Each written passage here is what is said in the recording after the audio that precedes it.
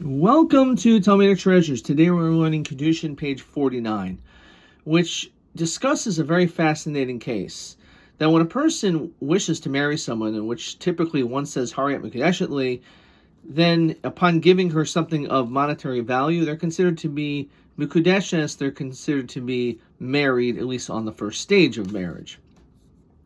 Now, if this person would make different conditions, those conditions must be fulfilled. And on this, the Talmud actually discusses scenarios. If, let's say, for example, he says that I am poor and he turns out to be rich, which doesn't necessarily seem to be such a bad thing, rich or poor.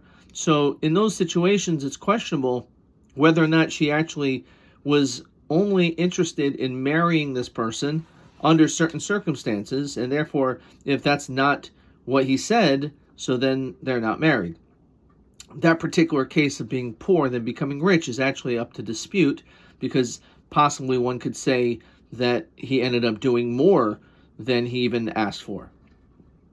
But in general, a person needs to keep that condition, whatever it may be, and the idea is that she only accepted marrying this person, the fact that he made a particular condition, so we cannot assume that she would have necessarily married him if those conditions weren't met. So therefore, it's not considered to be a binding marriage. Now in this, the Talmud gives the following case. What if you go to a woman, now I have no idea why a person would necessarily say this, but he says, marry me on condition that I am a tzaddik. Marry me on condition that I'm righteous. I'm a great person. Now in this, the Talmud says, we have to obviously understand, what does it mean to be a tzaddik? Someone who does good things, a good person, does mitzvos. So in this, the Talmud says, what if you're standing in front of a person who is labeled a Rasha Gomor, not just wicked, but rotten to the core, a Rasha Gomor, totally evil. So in that situation, it's quite obvious he's no tzaddik.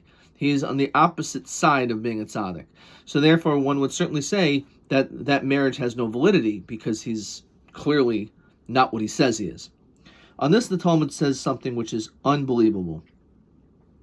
The Talmud says, Mekudeshes. It's possible that really it is a valid marriage. What do you mean?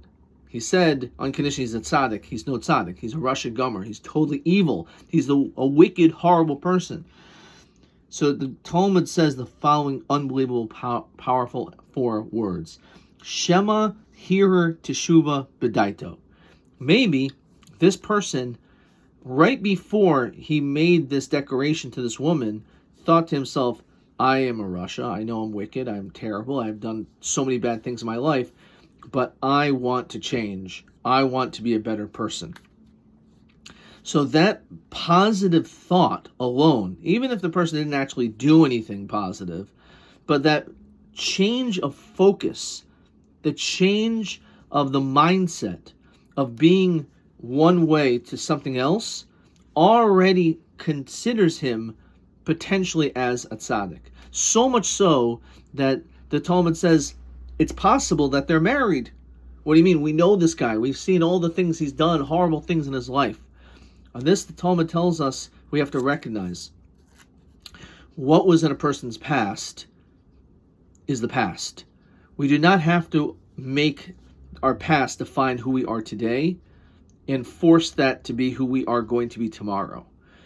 No matter what we were yesterday, we have the opportunity to change. We have the opportunity to become better people. And that's something in which is not just when it comes to being a tzaddik or Rasha, when it comes to anything in life. Just because your entire life you were doing one particular thing, it doesn't mean you have to continue to do that. All you need to do is change your mindset. And if you have a different focus, a different way of thinking, then that alone could make the difference to change you to become a different person.